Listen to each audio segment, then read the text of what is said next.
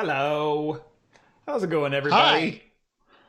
My name is Paul. I am with a channel called The Dicey Review where we do some board game type things. But we are here on behalf of Portal Games tonight. And with me, I have my brother David, Hello. who is actually an employee of Portal Games. So he's a professional. If you have any questions, any of the really tough questions, like what does Ignacy think about, like, what are the inside secrets of the company, he knows because he works for him. So he I, instantly, they unlocked the secret vault and said, here are all the secrets. Now you know everything. yep, Welcome to the that's company. totally true. Just unfortunately, I can't answer those questions legally. So, But illegally, he can answer them for you and will. And so that's good news. That's good news. But hey, it's Paul. Paul's with us. hey, how's it going, Paul? How's it going, Michael? I do want to say welcome to everyone who is watching on this stream, whether you be watching from Facebook, Periscope, where all did we go live? YouTube, Twitter. I think that's it. Twitch. Twitch. Oh, yeah, we probably went live on Twitch. Hello, Epi the Lloyd. How's it going? We're here tonight to play Imperial Settlers Rise of the Empire. And this is actually going to be kind of a learn to play game.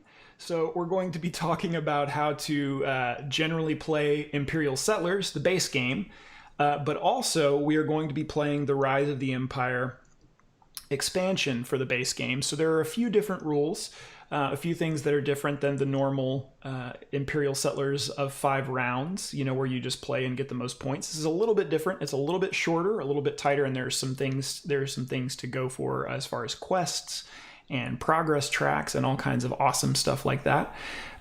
So we will be talking through how to do all that. We're going to be teaching you how to play, and then hopefully doing a full gameplay because we have 2 hours, and hopefully Yes. you're going to stick around and hang out with us for the next 4 hours because after this game we're going to be playing Empires of the North, the Barbarian Hordes.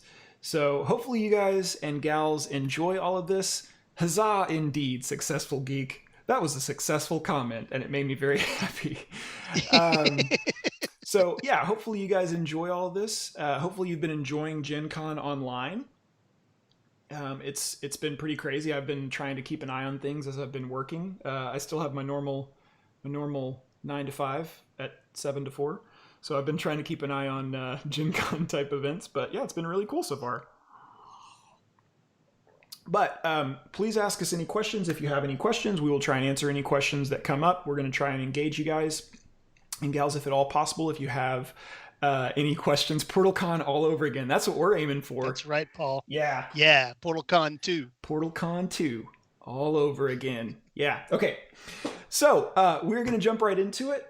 We're going to watch our quick little intro here, and then we will get right into the game.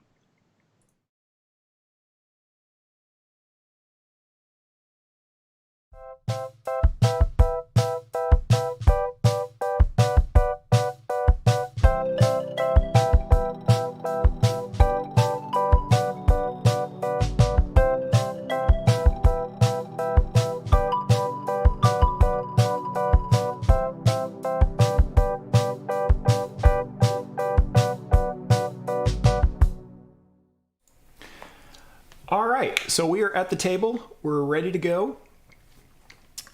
So a little bit of an update from the last time we played. We are playing Rise of the Empire, like I said, this expansion. And in Rise of the Empire, you have a kingdom that you're trying to build and expand. Just it's not just like the base game. And in the last game that we played, my empire crumbled. It crumbled in a big, big way. And so I am officially Dunzos, and I'm going to have to start a new civilization. But David is actually 4 games in. 4 games in. So you guys are going to get the full Rise of the Empire experience to see the might of the powerful Romans as their empire hopefully doesn't crumble this game, but I'm really nervous. We'll see what happens. What was it? Cookie Town?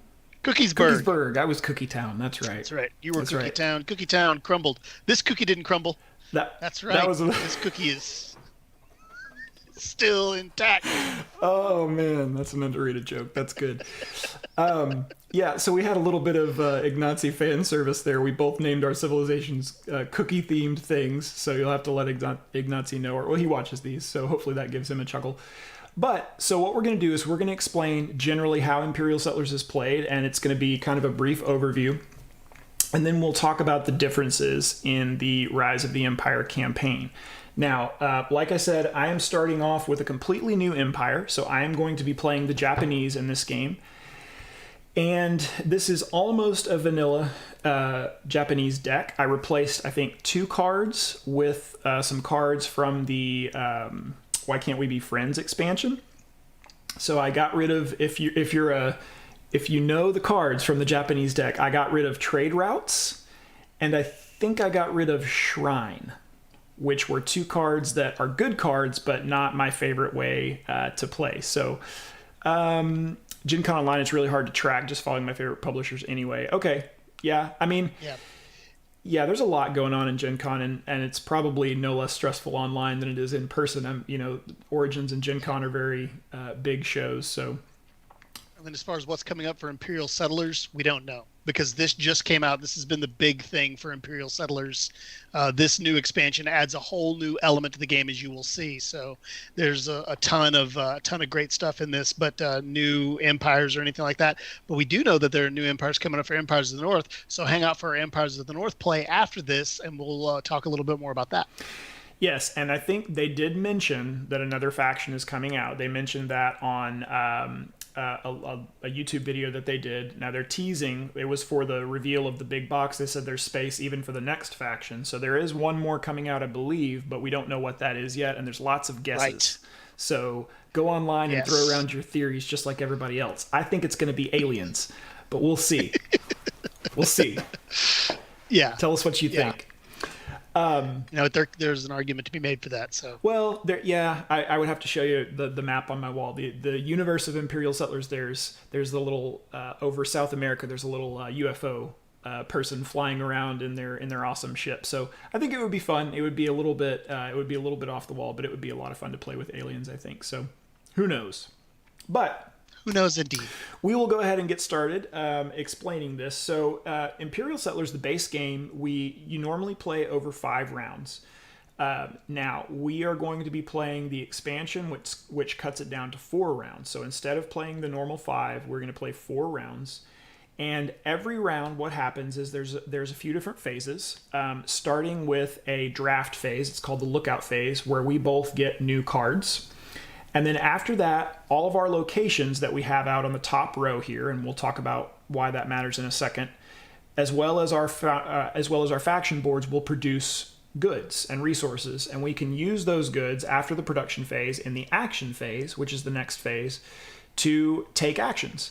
So there are a few different actions that you can take. A big part of this game is taking these cards and the common cards that we will get from the deck and playing them out into our location. Playing them out as locations in our empire. And there are 2 different types of cards. Like I said, there's faction cards and there are common cards. So I'll get a couple of examples here and let's see if we can get them on the close-up cam. It looks weird. Hopefully you'll be able to at least see a little bit about it. I have to mess with that chroma setting. But the faction cards are the ones, is the one on the left. It always has a deal to be made at the bottom, which is an action that we'll talk about here in a second. And then the cards will also have costs to pay up in the top left to build them. So those are the resources that you have to pay to build these cards out into your location. So for instance, these ninjas cost a stone and you have to get rid of a location in your empire. And that can be either a faction location or a common location. And when you play cards out into your empire, they will go on the left side of your board if they are faction cards like this. They'll go on the right side of your board if they are common cards like this. And in addition to going on the left or right side, they'll also go in one of 3 rows depending on what type of card they are. If they are a production card, which is a card that produces some type of good for you, they'll go in your top row. If they are feature cards, which feature cards do lots of things, they trigger when certain things happen typically, they would go in the middle row. And if they're action cards, they would go on the bottom row.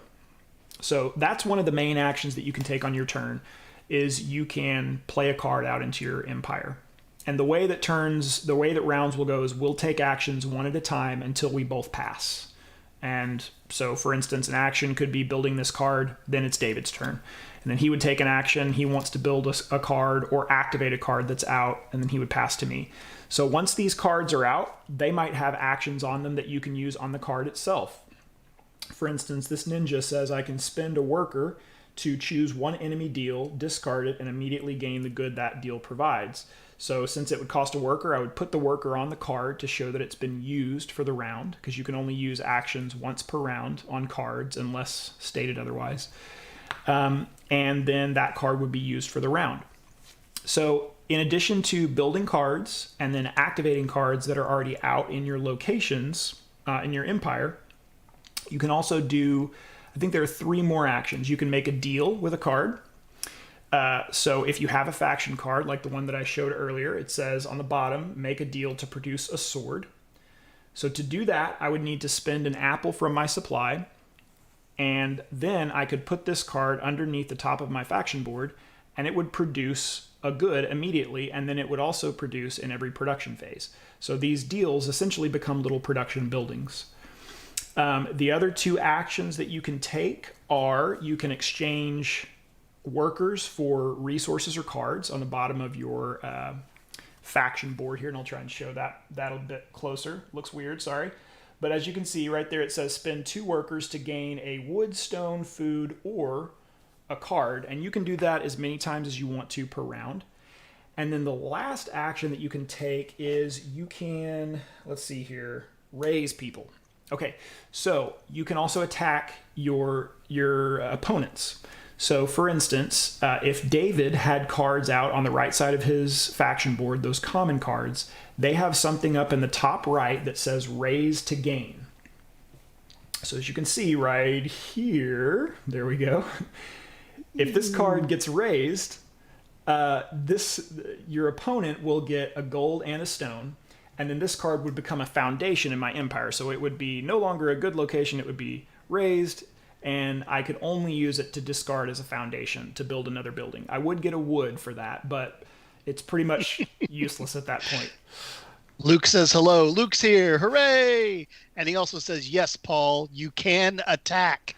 No. I mean, you can, but would you? All right? It's not the best decision. Oh, I would, and I could. Strategically, it might be the best decision, but morally, I mean, come on. And also, Successful Geek says he just got his playmat and his Barbarian Hordes. Good for you. You guys can go get your playmats and your Barbarian Hordes as well. We're doing sales throughout GenCon, so definitely go check out the PortalGamesUS.com website, where you can check out all the deals and stuff that we're doing for Portal Games. You can get your awesome playmat like Paul's got in front of him for Imperial Settlers. You can get your Barbarian Hordes expansion for Empires of the North. You can get your Rise of the Empire expansion for Imperial Settlers at PortalGamesUS.com. Sorry to interrupt. No, you're good. So after we have our actions, we're going to do that until we pass. We'll have a cleanup phase where all of the goods that you have on your board will get cleared away, except for one type of good that each empire can store. So I can store apples, David can store swords as the Romans, and any goods that have been put out on your cards to activate them will get cleared off as well, and then we'll start over. So we play for normally 5 rounds, in this expansion 4 rounds. And then at the end of the 4th round, you'll skip the cleanup phase and go ahead and see who has the most points. Now, we are playing with the Rise of the Empire expansion. It doesn't change things in a huge way, other than at the end and the start of games, as you progress, you're basically going to be able to build an empire that you have to manage. We do have some things that will happen during the game. So there are 3 quests that we can go for as part of this expansion, which I will show these quests here in a second, what you have to do to achieve those quests. And then also we have an empire sheet where we will manage our empire. So we say which faction we're playing. David has Romans written up here.